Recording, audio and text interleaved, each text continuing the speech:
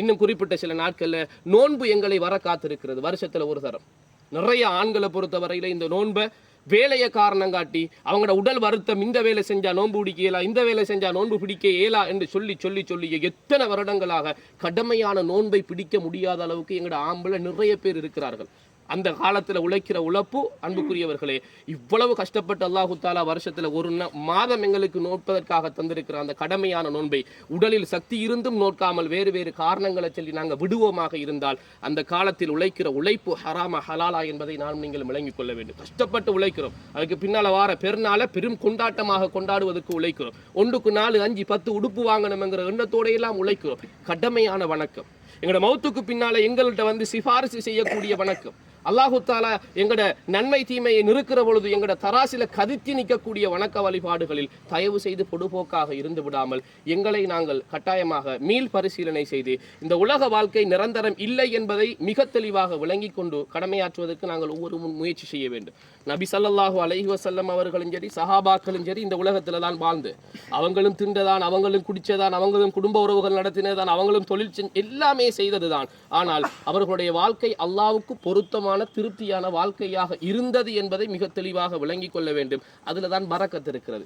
எவ்வளவுதான் பேசினாலும் கரைச்சி ஊத்தினாலும் இன்னமும் திருந்தாத நிறைய மனிதர்கள், சகோதரர்கள் எங்களோடு வாழ்ந்து கொண்டுதான் இருக்கிறார்கள். இந்த நேரம் பேசிட்டு போய் திருவோம், நாளைக்கும் தொழுகையை பற்றி அது அந்த இடத்துல முடிஞ்சு, இந்த மண்ணறையை விட்டு நாங்கள் வெளியே போனால் அதோட முடிஞ்சு. அன்புக்குரியவர்களே, மிக தெளிவாக விளங்குங்கள். மண்ணறையை தரிசிக்கும் போது ரசூல் ஸல்லல்லாஹு அலைஹி வஸல்லம் அவர்கள் சொல்லி தந்த துஆ அஸ்ஸலாமு அலைக்கும் அஹ்ல தியார் என்று ஆரம்பித்தால் அவர்கள் ரசூல் ஸல்லல்லாஹு அலைஹி வஸல்லம் அவர்கள் கடைசியில் சொன்னார்கள், நாங்களும் உங்களோட வந்து தான் சேர போகிறோம், நீங்கள் போன இடத்துக்கு நாங்களும் வரத்தான் போகிறோம் என்ற மிக உறுதியான ஒரு வார்த்தையை ரசூல் ஸல்லல்லாஹு அலைஹி வஸல்லம் அவர்கள் அந்த துஆவிலேயே சொன்னார்கள். எவ்வளவு ரத்தின சுருக்கமான அர்த்தமான துஆ என்பதை நாங்கள் ஒவ்வொருவரும் விளங்கிக் கொள்ள வேண்டும். இந்த மரணத்துக்கு பின்னராவது கொஞ்சமாவது மாற்றம் வரணும். நிறைய குடும்ப உறவினர்கள் இருக்கிறோம், நிறைய இவரோடு வாழ்ந்தவர்கள் இருக்கிறோம். கட்டாயமாக எங்களோட உள்ளத்தில் மாற்றம் வர வேண்டும். நான் பேசுகிற அடக்கின ஜனாசாக்கு இல்லை, உள்ளுக்கு இருக்கிறவர் அவர்கிட்ட கேள்வி கணக்கு கேட்க முன்கர் வந்திருப்பார்கள். அன்புக்குரியவர்களே, நாம் பேசிக்கொண்டிருப்பது நமக்காக, எனக்காக, உங்களுக்காக, இந்த சமூகத்திற்காக.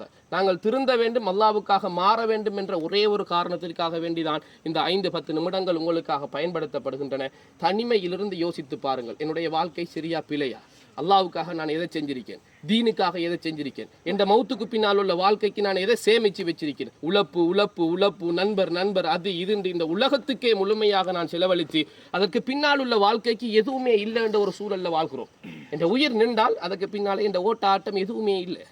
இந்த உடலை விட்டு உயிர் கலண்டால் அதுக்கு பின்னால் எதுவுமே இல்லை. நான் உழைக்கலா, ஓடையலா, ஆடையலா, மனைவி பிள்ளையில பார்க்கல, எதுவுமே செய்ய முடியாது என்கிற ஒரு நிலை ஏற்படும் என்பதை நானும் நீங்களும் விளங்கிக் கொள்ள வேண்டும். இந்த நிலை எங்களுடைய உயிர் காலிலிருந்து கலண்டு வந்து கடைசியாக கருகர் என்கிற தொண்டைக்குழியை அடைகிற பொழுது நிச்சயமாக நாங்கள் அறிந்து கொள்வோம். அந்த நேரத்தில் யா அல்லாஹ் அவகாசம் தா, யா அல்லாஹ் தர்மம் செய்துவிட்டு நல்லவனாக வருகிறேன் அவகாசம் தா, உலகத்தில் கொஞ்சம் காலம்பை நான் இபாதத் செய்து விட்டு வருகிறேன் அவகாசம் தா என்று கேட்பதில் எந்த விதமான அர்த்தமும் கிடையாது என்பதை ரசூல் ஸல்லல்லாஹு அலைஹி வஸல்லம் அவர்கள் சொல்லி தந்து விட்டார்கள். இதற்காக நாங்கள் வாழ வேண்டும். கபருடைய வாழ்க்கை எங்களுக்கு சுகமான வாழ்க்கையாக இருக்க வேண்டும். புது மன மாப்பிள்ளை தூங்குவது போன்று கபூரில் தூங்கு என்று மலக்குமார்கள் சுபசோபனம் எங்களுக்காக சொல்ல வேண்டும். கபூர் எங்களுக்காக விசாலிக்கப்பட வேண்டும். சுவர்க்கத்தினுடைய இன்பங்கள் கபூரில் எங்களுக்கு காட்சி அளிக்கப்பட வேண்டும். கபருக்கு பின்னால் அல்லாஹு தாலா மஹ்ஷர்ல எழுப்புகிற பொழுது வலது கையில ஏடு வாங்கி சுவர்க்கத்துக்கு போகக்கூடிய நல்லவர்களாக அல்லாஹு தாலா எங்களை மாற்ற வேண்டும் என்று நானும் நீங்கள் ஒவ்வொருவரும் முயற்சி செய்வோம், துஆ செய்வோம். நிச்சயமாக குடும்ப தலைவர்களாகி நாங்கள் திருந்தினால் என்னுடைய மனைவி பிள்ளைகளை நிச்சயமாக திருத்தலாம். ஒவ்வொருவராக நாங்கள் திருந்தி திருந்தி திருந்தி அல்லாஹ்வுக்காக மாற்றம் வருகிற பொழுது இந்த சமூகம் திருந்தும், இந்த ஊர் திருந்தும். இந்த ஊருக்கு அல்லாஹ் எந்தெந்த பரக்கத்தெல்லாம் தராமல் தடுத்து கொண்டிருக்கிறானோ அத்தனை பரக்கத்தையும் நிச்சயமாக எங்கட இஸ்திக்ஃபாரால, எங்கட தௌபாவால, எங்கட இபாதத்தால நிச்சயமாக தருவான். அல்லாஹ்வுக்காக நாங்கள் மாற்றத்தை ஏற்படுத்துவோம். அடக்கப்பட்டிருக்கின்ற சகோதரி இப்போது கேள்வி கணக்கு கேட்கப்பட்டு கொண்டிருக்கிறார். அவருக்காக வேண்டி உறுதியாக பதில் சொல்வதற்கு, அவருடைய மன்னரை வாழ்க்கை சிறப்பாக அமைந்து அவரை எழுப்புகின்ற நாள் வரைக்கும் அவர் சுவர்க்கத்து பெண்மணியாக இந்த ஆலமுல் பர்ஸகிலே உறங்கும் அளவுக்கு நாங்கள் மனமுருகி இவருக்காக பிரார்த்தனை செய்யுமாறு கேட்டு முடித்துக் கொள்கிறேன். வாஹிரு தஅவத்தி அல்ஹம்துலில்லாஹி ரப்பில் ஆலமீன்.